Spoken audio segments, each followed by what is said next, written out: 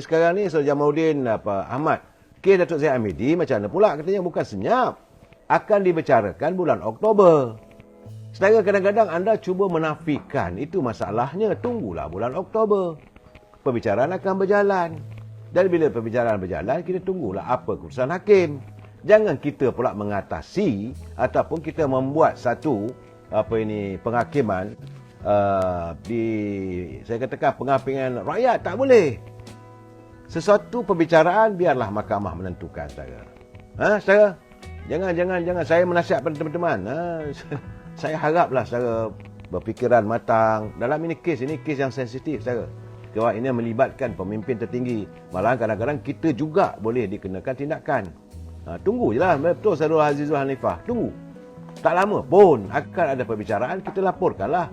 Sebab sebelum pilihan raya negeri itu hari, saya ingat dalam seminggu sebelum pilihan raya negeri, sudah pun berjalan kes itu. Tapi ditangguhkan. Kerana mahkamah juga memahami bahawa Timbalan Perdana Menteri terpaksa menghadiri banyak program-program. Jadi ditangguhkan pada bulan Oktober. Sabar, saudara. Baik, saudara. Sekarang ni kita tengok bagaimana pengurusi jawatan kuasa pembangunan Islam dan dakwah penerangan dan hubungan serantau di Kota Baru, Kelantan.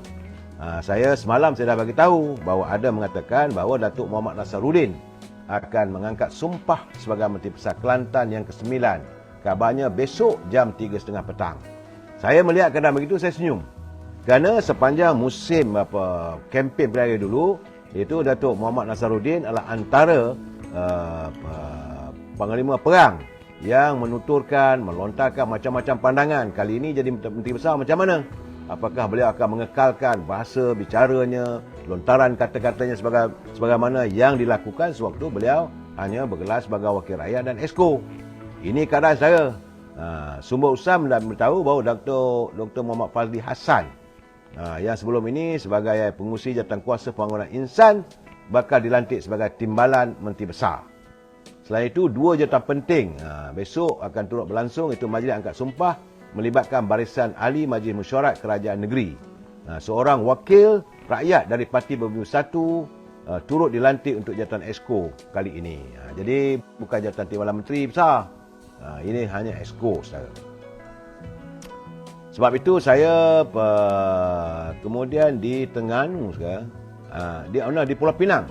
Saya menerima laporan di Pulau Pinang bahawa inilah untuk pertama kalinya dalam sejarah politik tanah air apabila pucuk pimpinan DAP sebulat suara memutuskan agar seorang ahli Dewan Undangan Negeri daripada UMNO mewakili Barisan Nasional dilantik sebagai ahli Majlis Mesyuarat Kerajaan Negeri Pulau Pinang. Susah Agung DAP Anthony Loke berkata perkara itu dipersetujui selepas 2 pengurus kerusi dimenangi oleh calon Barisan Nasional daripada UMNO pada pilihan raya negeri Pulau Pinang, iaitu Dewan Undangan Negeri Bertam dan Sungai Aceh. Mesyuarat jawatan kuasa tertinggi pusat CEC telah mencadangkan kepada Ketua Menteri Pulau Pinang supaya seorang esko daripada UMNO mewakili Barisan Nasional dilantik. Sebenarnya 2 orang, saudara. Iaitu sama ada dilantik Rizal Malikan, Nana Malikan yang menangi kursi Dun Bertam, ataupun seorang lagi iaitu Rashidi Zainul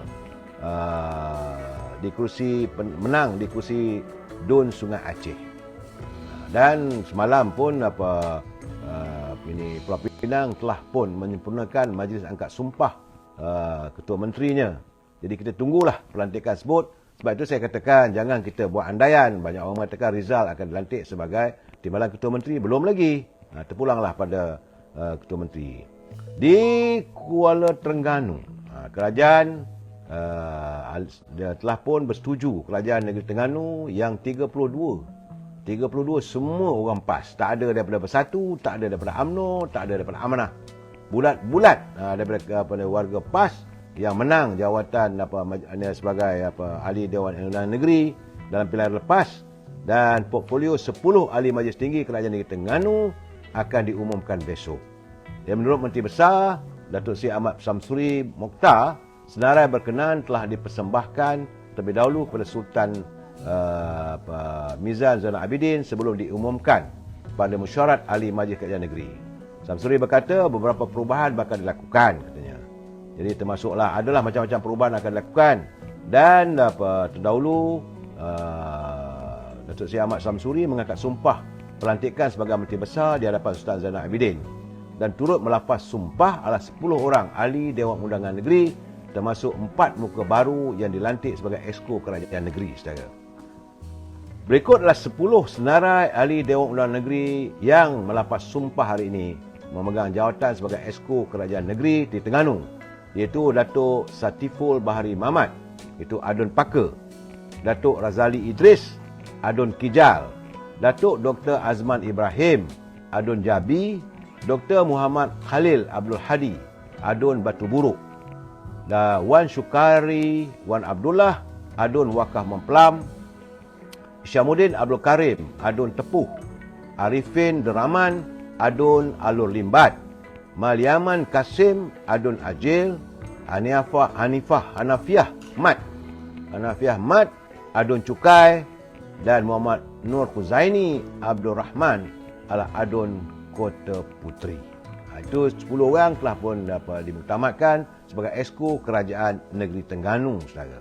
Itu laporan yang saya dapat di Kelantan juga. Dan Negeri Sembilan belum ada dihubungkan siapa yang menjadi Exco-nya. Belum ada lagi, saudara. Dan di Kedah juga belum ada. Tapi macam di Kelantan itulah, seorang daripada parti PBM akan dilantik sebagai Exco. Dan saudara, baik saudara, sedikit penjelasan bagaimana kedudukan Adun ataupun wakil-wakil rakyat yang menang apa semua. Saya jadi menurut ahli Dewan Undangan Negeri Kawasan Lengging Negeri Sembilan, saudara, dia kata bahawa tempoh 8 bulan sejak penubuhan kerajaan perpaduan sebenarnya tidak mencukupi untuk menjelaskan kerjasama yang terjalin antara Gabungan Pakatan Harapan dan Barisan Nasional. Jadi, selaku ahli Dewan Undangan Negeri Lengging, Saudara Muhammad Asna Amin berkata, tidak timbul soal gabungan dua blok parti itu ditolak oleh rakyat. Sebaliknya, penjelasan mengenainya konon wujudnya pengkhianatan selepas pilihan raya umum tidak sampai ke peringkat akar umbi.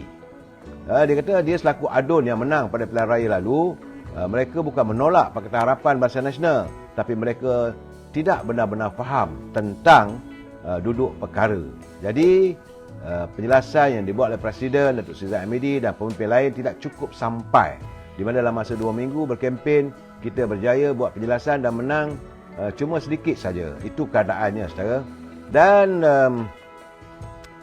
saya hari ini juga menerima penafian daripada Yang Amat Berhormat Menteri Besar Perak, Datuk Seri Syarani. Beliau menafikan sebab ada tular dalam media sosial mengatakan bahawa Menteri Besar Perak, Datuk Seri Syarani Mohamad, kononnya mengeluarkan kenyataan berhubung tindakan jika Menteri Besar Negeri Sembilan tidak dilantik dalam kalangan Wakil Rakyat Barisan Nasional, macam-macam lah dalam pos tersebut. Katanya perbuatan mewujudkan kenyataan palsu itu langsung tidak membawa sebarang manfaat kepada negara serta rakyat. Dan beliau menasihati orang ramai jangan percaya. Ini kenyataan sekarang ni musim mereka untuk melaga-lagakan antara ahli-ahli UMNO dengan pimpinan Pakatan Harapan, khususnya daripada Parti Keadilan. Ini yang sedang direncanakan. Saudara, saya perlu menjelaskan persoalan ini, saudara, kerana apa yang dapatan saya, memang ada usaha-usaha sedang melakukan untuk melaga-lagakan antara pimpinan kerajaan persekutuan, khususnya Yang Amat Perdana Menteri dengan warga UMNO. Apabila kes Datuk Seri Najib ditimbulkan, kes perbicaraan Tan Sri Muhyiddin diwujudkan dalam media sosial, kes perbicaraan Datuk Zahid, kekalahan UMNO yang begitu teruk, kosong di Terengganu, banyak dikaitkan. Jadi sebenarnya tak ada apa pun. Pimpinan melihat apa yang berlaku dalam pilihan raya di 6 buah negeri adalah proses biasa. Dan pemilihan kali ini hanya untuk pemilihan di peringkat negeri, bukan di peringkat persekutuan. Ada orang bertanya bagaimana, apakah benar adanya kemungkinan wakil-wakil rakyat daripada UMNO yang meletak jawatan kena menyokong pihak di sebelah sana. Saya kata, mana mungkin, takkan dia orang ada 100 juta. Setiap ahli parlimen yang menang itu hari, kalau dia keluar parti, dia kena bayar 100 juta. Dan kalau mereka bertanding pun belum pasti boleh menang. Jadi saya merasakan isu tentang usaha untuk menjatuhkan kerajaan persekutuan pimpinan Datuk Seri Ibrahim, saya rasa memang sukar. Tetapi sebagaimana yang dilontarkan oleh Yang Amat-Amat Perdana Menteri, bahawa katanya memang benar sebab beliau sedang memerangi usaha mereka yang terjebak dalam budaya rasuah.